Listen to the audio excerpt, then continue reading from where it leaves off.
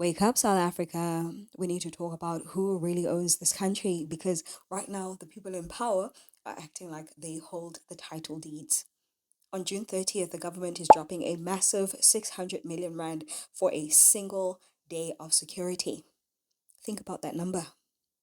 Over R500 million blown in 24 hours just to put on a big scary show with armored vehicles, low-flying helicopters, and soldiers on our streets. They are trying to convince you that this country is about to explode into violence and chaos. But let's look past the smoke and mirrors. This massive single day blowout is a loud confession that daily public administration is collapsing.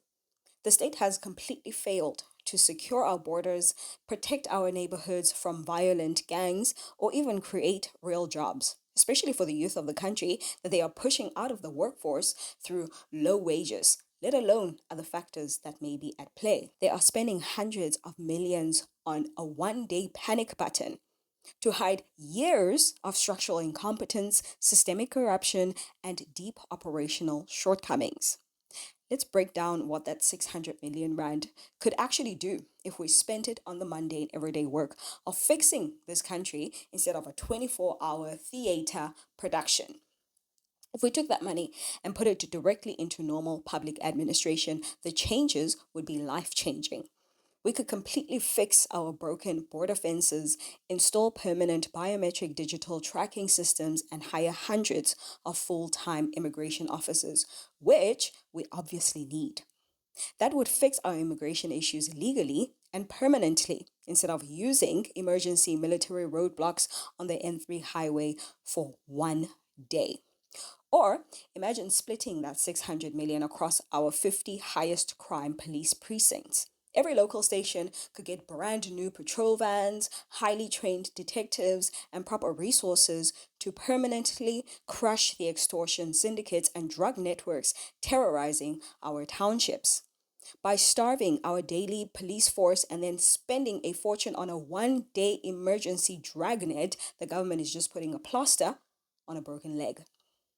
Right now, our nation is trapped in a devastating unemployment crisis with over 32% of our people and a heartbreaking 60% of our youth completely locked out of the economy.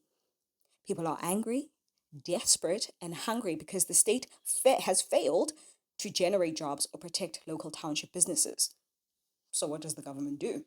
They use scary words like unrest, looting, and criminality to describe a constitutional, peaceful protest.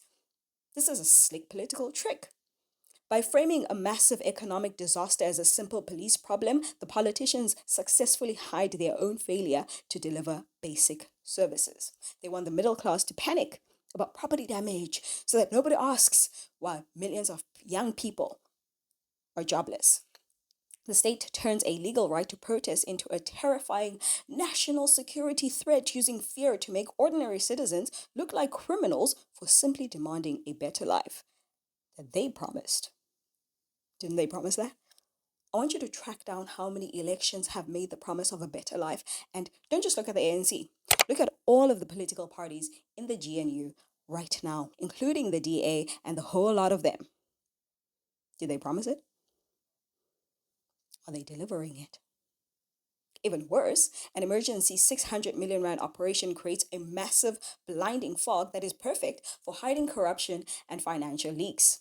Under normal circumstances, government spending is tied down by strict treasury rules, public audits, and open bidding. But when the state declares an urgent security emergency, all these protective guardrails are instantly thrown out of the window. They can use quick single source deviations, which is just a fancy term for handing fat contracts to their friends without any competition. Millions of rands will be rapidly pushed out for private vehicle rentals, tactical gear, drone contracts, and possibly catering for thousands of deployed troops under the absolute panic of a national threat. All real financial accountability completely vanishes. History shows us exactly how this movie ends. This 600 million operation is highly likely a massive cash grab, siphoning our public funds into private, politically connected pockets while the rest of the country starves. Look at the chessboard that they are setting up. To guard the wealthy suburban malls, city centers, and major transport corridors on June 30th, the state is putting thousands of ordinary police officers away from their regular duties.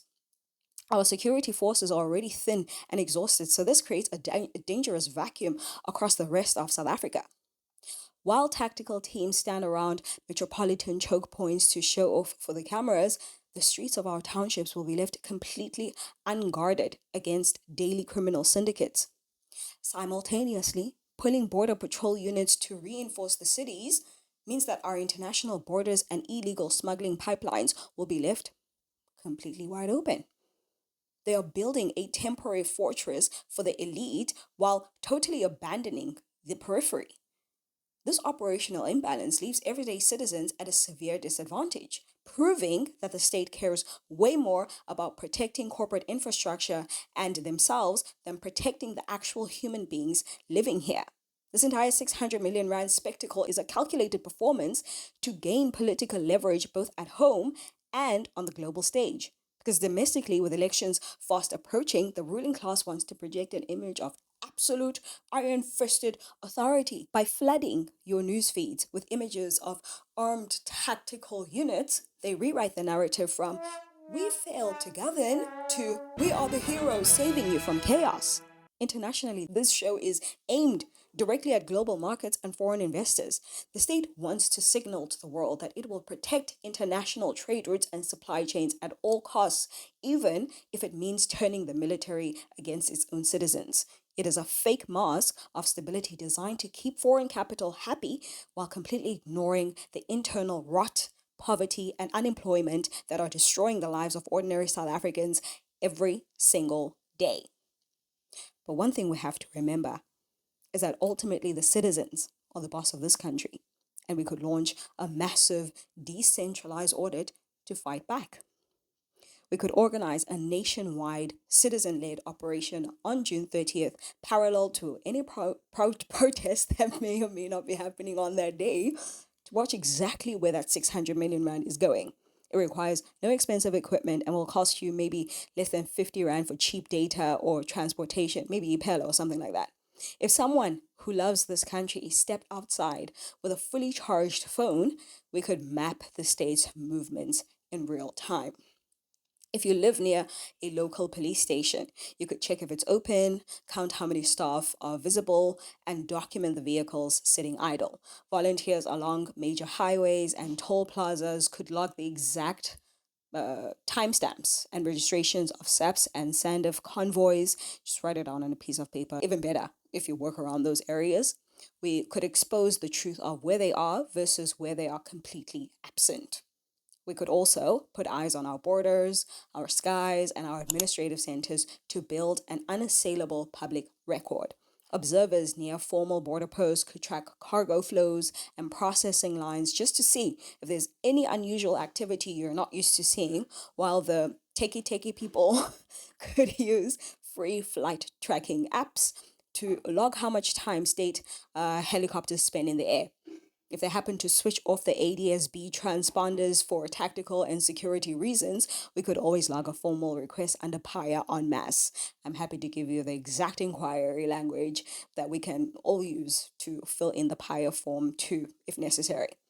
We could also monitor Home Affairs centers to see if real administrative work is actually happening or if they are just executing random panic-driven detentions. This entire operation would feed directly into open source databases and shared WhatsApp groups. Even TikTok platforms like News Nexus come to mind because it has a pretty wide reach, and I usually see this type of stuff shared there, so that we provide verified facts that cut through the government's fear-mongering media narrative and make things easier for the AG and other bodies when it is time to challenge official state expenditure reports.